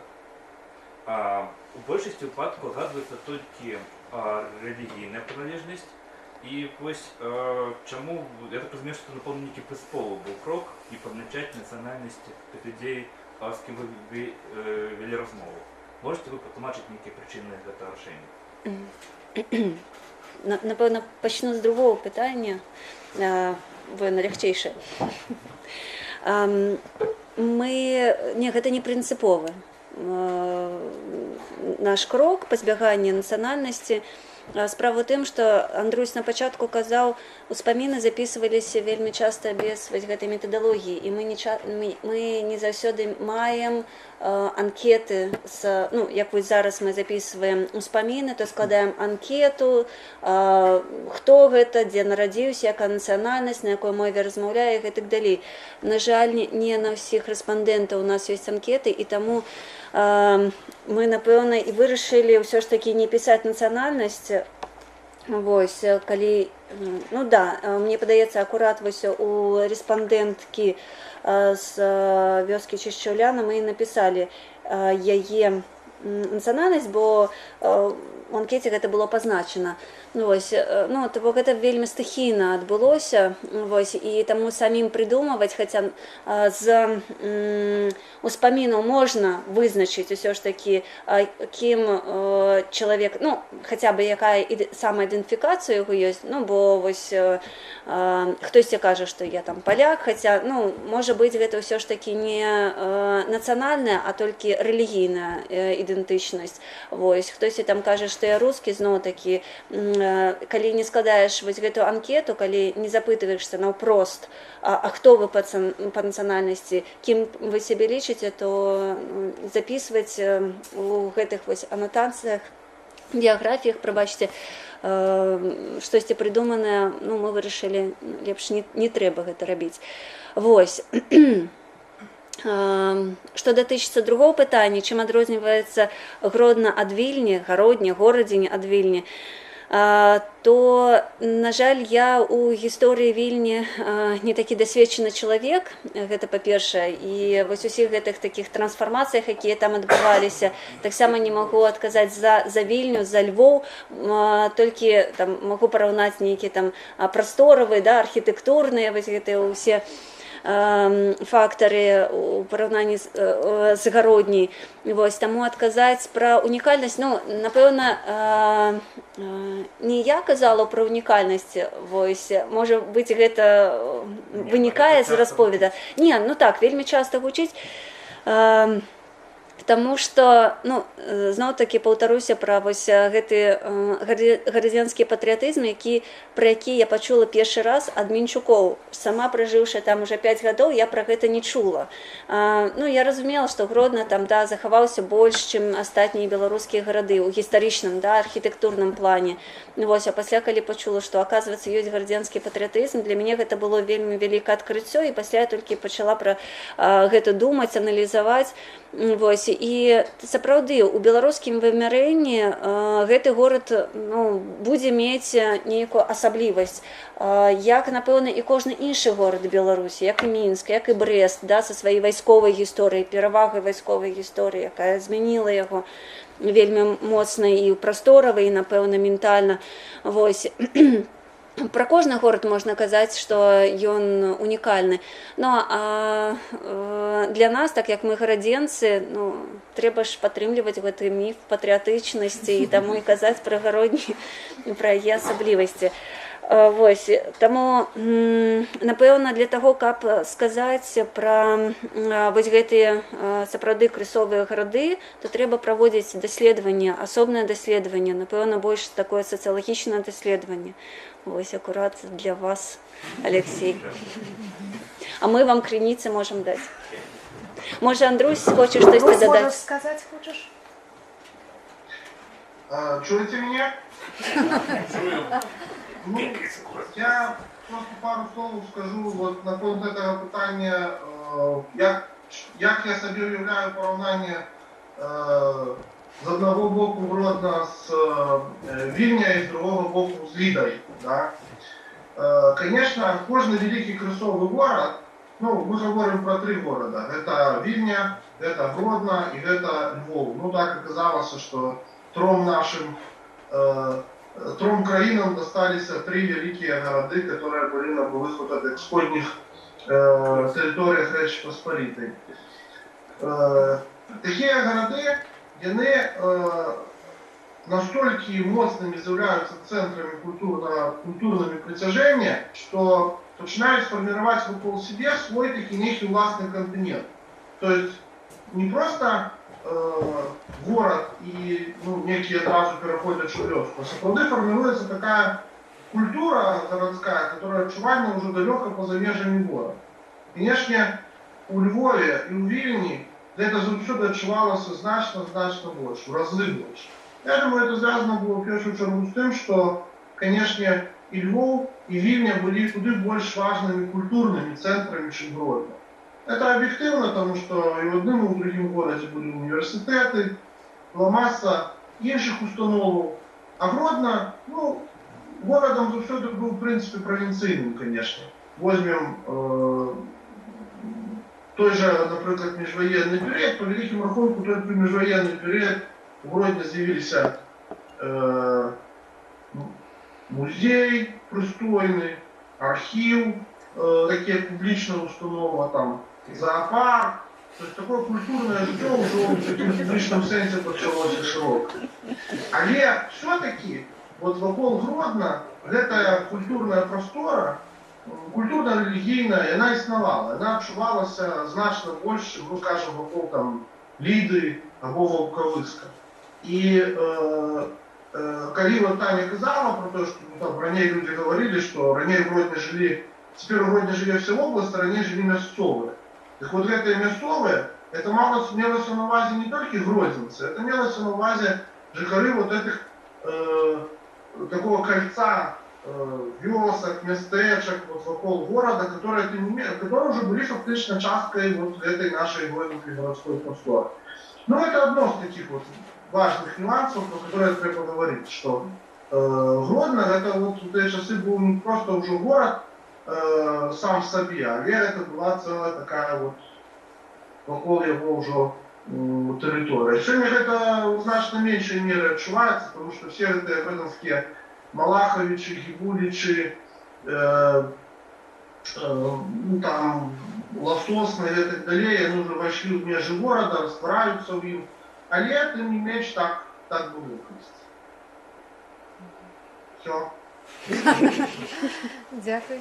Яшчэ Можна каментар. я паспабу на гэта пытанне таксама адказаць. Мне здаецца, ведаеце, што ўсё ж такі у Вільні быў больш такі, я скажу, больш моцны дух беларушчыны. Там больш вялікая дыаспора была. Купалы, Луцевічы, глубоко там наша Нива стала выходить. А Городня все-таки была больше связана с польской историей. Баторы, Понятовская, Ницше, короли, письменники польские, Ожешка, Науковская, я забылся, еще Мартин. Больше довольно таких отбывался польских. Я зараз довольно интенсивно читаю польскую литературу на конкурсу, и видите, зараз Святослава Кольга, читаю книгу «Великий князь Литовский инфлянты», где он пишет про соотносное насильство польского, белорусского, габрейского, латхмиссинах. И у Вогли, видите, такое отчувание, что белорусы вполне себе стали отчувать белорусы максимум из этой последних 10-15 года. В книге так пишут. И некая прослойка белорусская, сдается, и она, коли была у Городни, то она и не отчувала себя в Беларуси. Но что не так? Вот такое отчувание по этой книге. Еще уже инше успомнили свои про Городню. Я первый раз у Городни трапил в 1974 году. На весь час працевал в системе повышения квалификации. За эдукацией был завязанный. И довольно много вместе плотно было педагогу, многих школ был. И вот в этой интеллигенции прослойка наставницкая, она была вельми такая мощная, вельми духовная. А мне акторская прослойка была вельми цікавая. Вот были такие неформальные встречи, когда там размовляли за неким телефоном, и наставники, актеры были вельми такие ширые люди. Вот я думаю, от Шарона Василий Владимирович 30 годов поцеловал году. 30 годов я, кстати, по книге поглядел. С 47 по 70 других лет потом поцеловал году. Вот этим, ну, верным, что там было не так уж сладко, все-таки максимум лепее, чем и у Минска в этой частине. Но только одно имя погадаю наставницы одной, Раиса Янута. Максиме ведаете? Андрей. Раиса Николаевна Янута. И она осталась, она осталась на пенсии, она осталась в 20-й школе. А в 20-й школе кто працовал наставником физики? Алексей Владимирович працовал наставником. А кто ее в классе учился у Раисы? Александр Федута. Не упадково, это одна школа, и это не центр города. А не первая школа, где Мария Николаевна Тецкого была директором, там где цікавая школа, так само, как и дух плоти, помню, уроком было. Уроки, наставки, можно иметь день, может быть, что будет всем разговаривать. Это не эти 80-е, 90-е годы. Наставники физики были, математики были вельми сильные. И с ним, может быть, и дальше помню некий наставник математики, но и пытался математик весь на белорусской мове. Это 80-е годы было. Тому некий особый дух был в Городне. Вот я зараз пригадываю и Витебский, и Гомель, и Брест, в всех городах я одной был, лекции там, снять, я уже поговорил, Гродно некий выход, но все-таки отдавозимся от областных городов. Гомель, все-таки это некая такая, не хочу сказать слово, было. Эдукация. Вечная суперспора, а тут дух некий был. Нет, я на Городне был участие в эдукации продвинутая. Наставник он новатор, там был довольно. У Городне, у Волковыску, у Карлинша, у Лидине, Шуматов, цікавых наставников. У педучилища вельми цікавы были. Чеслав Немен, не ходи Городне, не с Городне стал. Так, але ён там навучаўся в Городні трошки. Ну да, і я вчив. І в Городні починав вчитися, я ж вигнали потім. Прогул, здається. Музычным училищем учился, как бы, да. Ну, вас это вас, Все добре. Про феномен гэтага дысідэнцтва, конечно, таксама узгадваецца в кнізе «Гісторыя 20 стагоддзя» ва ўспамінах гарадзенцаў. І там цікава, што вот тут вот в гэтай кнізе канкрэтна старажылы пра гародню, а там канкрэтна стаўленне гарадзенцаў да падзеяў 20 стагоддзя. І што цікава ў гэтай кнізе, гэта ўспаміны нават тых, хто прыкладна майго веку, да, калі яны былі актыўнымі там удзельнікамі этнаграфічных суполак, так, абароны спадчыны. І таксама вельмі цікавая кніга для знаймлення, калі вы цікавіцеся. Тоже Кузьминич там и так далее. Ну так. Я мекаю в гэтых месцах же так само воевал народный лидер. И под Сапоцким хоть людей погибло. Хоть там могилки 63 года и 39 года. У гэтым плане мне ўзгадваецца ўспамін мамы гаспадара Андрэя, у якога дзед працаваў в аддзеле барацьбы з бандытызмам у горадзе Гродно. І вот яе ўспамін, які, по-моему, она мне не дазволіла включыць тады дыктафон, як яна прыйшла неяк на працу да таты, і у гэты час прыязджаў грузавік, накрыты брезентам, з якога тырчалі ногі забітых людзей. Вот это 46-47 год, актыўная фаза змагання з антысавецкім супротивом.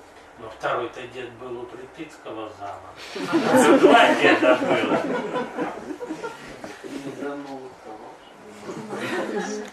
Вибачайся за ремарку, Олесь, ты хотел сказать? Я тут хотел сказать сам такую ремарку, в принципе, нет, это не питание, а так и свои докладнения, что если там, когда Татьяна выступала относно мовной там полиции, міжвоєнної гародні, ну, то так, як там розмовляли на ринках, то так упевнено казали, що ось розмовляли там по-польську, по-руску, там, по-габрейську, ну, наш наїдеш.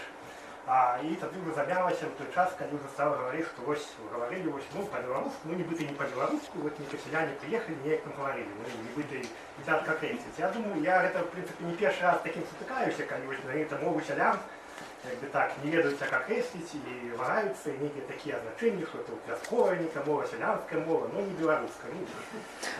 Ну, я думаю, што это неправильно так на это лічыць, таму што, в прынцыпе, гэта мова беларуская, безумоўна. Што чамусьці мы ўсю эту беларускую мову, скажем так, звязаны только з літаратурнай мовай, што вось калі надрознецца літаратурнай, то тут трэба ўжо нейкія гаворкі рабіць. Хоць сяляне, калі, асабліва ў той перыяд, калі яшчэ да ўсеагульнай адукацыі, што нідзе ніколі ніхто не гаварыў на літаратурнай мове. Якби такі асабліва просты народ, і ўсе гаварылі, там, напрыклад, прыехаўшы на рынок у Варшаву, з ваколіцы Варшавы, то явно по мове сразу будет знать, безумовно, что это человек вясковый, что он иначе говорит. Где-нибудь там в Москву, куда если приехал, так само с Подмосковья, там так само говорили все селяне, там российские, говорили не на той литературной мове, там Пушкина, Толстого и всех остальных.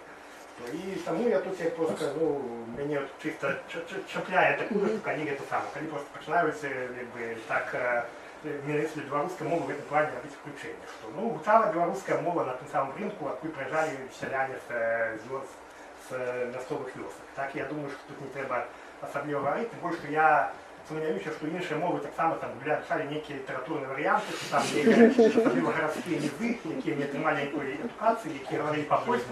Как Сенкевич. Польская мова была уже там просто таким узором, там, так як у воздушника польской мовы. Той самый идиш, на якому говорили Настроя Габрей, він був той мовою, на якій писав, скажімо, Шалом Алейхем, чи Шевченко. Ну, ось таке. Дякую за увагу. У мяне была такая гісторыя, гэта не звязана з запісам успамінаў у гародні, а з экспедыцыі беларускага архіву вобласнай гісторыі. Это, напэўна, было на Мішчыне, вёска, дзе сведка, у якой я записывала успаміны, размаўляла на такой добрай беларускай мове, ну, але, зразумела, там трапляліся нейкія польскія словы, рускія словы. І яна ў мяне запыталася, на якой мове я да яе звяртаюся. Ну, а я размаўляла вось так, як сёння з вамі. Я кажу, ну, на беларускай, она кажа, нейкая іншая у вас беларуская мова. Вось, ну, і таму, напэўна, і я так это замялась, калі хацела акрэсліць, якая ж гэта мова была вяскоўцаў. Вось, не, сапраўды, так мы у мінулым годзе, калі ездзілі па Гарадзеншчыны, записывалі ўспаміны, звязаныя з тэмай калектывізацыі пасляваеннай, былі ў літоўскіх вёсках. І вось гэтыя літоўцы на мяжы, это Воранаўскі раён, на мяжы з Літвой, і яны казалі, што вось мы хоць і размаўляем, штодзённа яны размаўляюць на літоўскай мове, але, кажуць, гэта вось не тая літоўская мова, якую вы можаце пачуць у Літве, гэта іншая мова, гэта вось такая, ну, простая, вясковая. І вось тады для мяне было сапраўды такое адкрыццё, ну да, і беларуская можа простая вось быць, як і літоўская, хаця для мяне літоўская гэта вось такая нейкая кадыфікаваная, такая вось класічная, вось, но оказывается, што штодзённая яна адрозніваецца. Ёсць яшчэ каментары, пытанні? Ну, я думаю, што... Ці, можа, яшчэ Андрусь хоча нешта сказаць? Ты мяне не бачыш, я в принципе... Я чую. Ну. Я так разумею, что мне такая гоноровая функция закруглить. Добро. Я начну с того, что, конечно, я... Вот тут несколько разов про Степана Стрейку говорили. Степана Стрейки, как рецензента, не боюсь. Я больше боюсь, как рецензента Олеся Пашкевич. Он, когда бере в руки книгу, которую он не бачил, мою, не читал перед этим, у меня руки начинают трясти. Вот. Это что дышится, так сказать, вот всей этой справы с ремаркой. А что дышится в устной истории и успоминал, ведаете, такая история, я коротенько її розкажу, але вона вельми цікава, вельми характерна. Вот в этих записываниях, в этих успоминах есть мистика. И у меня в житті вот был один такий випадок містичний. Я прочитав, колись ми знайшли такі успоміни генерала Здислава Ципельта. Вони є на сайті Народняком, прочитайте. Вельми щемливо і вельми цікаве. Як генерал Ципельт молодим хлопчиком жив на вулиці Грандзенська, це теперішня вулиця Горького, і насупроть його дома, недалеко від його дома, жила єврейська сім'я Канелів. І в этой євреї, вони там з них веселилися, там жив хлопчик, дівчинка, хлопчик грав на скрипці, і бабуля завсюди на этих вот уже христианских детей, которые там бегали под этим домом, завсюди кричала, как они не перешкоджали хлопчику учиться грати на скрипці. Ну и я это вспомины прочитал, а тогда аккурат вот была такая активная фаза боротьби за новый свет. І потім, през некий час, мой батька почав, тут є успоміни моєго батьки в этой книзі, сказав, що йому розказують історію його уже батька, про те, що коли він приїжджав в Гродно завсюди, початку, ну, перед війною, під час війни, то вони завсюди спинялися в одній єврейській сім'ї. І коли почалася війна, коли вже відали, що євреїв повезуть у гетто, то він хотів забрать хлопчика з этой єврейської сім'ї, тому що ну відали, що щось все буде щось древне з ним відбуватися. Тому що хлопчик не був подобний на єврея, ну такий був от білобрисий хлопчик. А він побоявся. Мой батько, мой дід, він побоявся взяти цього хлопчика, тому що ну відав, що ну чим це може скончитися? Це може скончитися просто розстрілом всієї сім'ї. І я батьку почав ну, допитуватися, може бути ти пам'ятаєш, як цих євреїв знали. І він думав, потім згадав, сказав, а їх звали Канелі. І от тут мені стало по-справдному, ну, можна сказати, страшно криху, тому що я зрозумів, що той хлопчик, якого не вирятував мій дід, це вот аккурат і був этот хлопчик з успоминів генерала Ципельта, який грав на скрипці, вот в этом отчиненном окне дома, который на улице Горького стоит, и который на сегодняшний день еще заховался в нашем городе. И тому, ну, коли вот с такого пункту гледжання подходить, то, напевно, есть некий еще и глубинный, религийный сенс в том, что мы робим, что мы собираем эти вспомины, ну и что мы хотя бы память спробуем заховать про тых людей, которых, на жаль, не змогли выратовать. Дякую. Дякую, Андрусь. Конечно, нота атрымалася трохи сумная, але яна падштурхоўвае нас да разваг. Я ад сябе апошняе слово скажу. Наступнае, што наша сустрэча адбудзецца все ж таки праз месяц, гэта не апошняя сустрэча.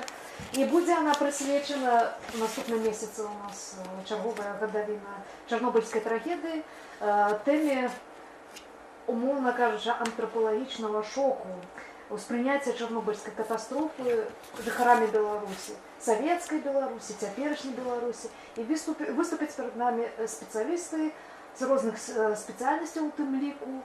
Гэта Александр Долгоўскі, які абараніў дысертацыю на гэтую тэму у Нямецчыне. Пакуль яшчэ не перакладзена на беларускую, рускую мову, не ведаю, ці будзе, таму гэта унікальная магчымасць пазнаёміцца з ягоным даследаваннем. А таксама, спадзяюся, мы пабачым Уладзя Володзіна, які прадставіць больш сучасны погляд. А зараз дзякую вам за ўвагу. Вы можаце скарыстацца унікальнай магчымасцю здабыць гэтую кнігу у складальніка, атрымаць подпіс. Андрусь, может быть, калі-нибудь доедем все ж таки до Гародні, ці ты до нас и подпишешь нам. Дякую вялікі за то, что был с нами.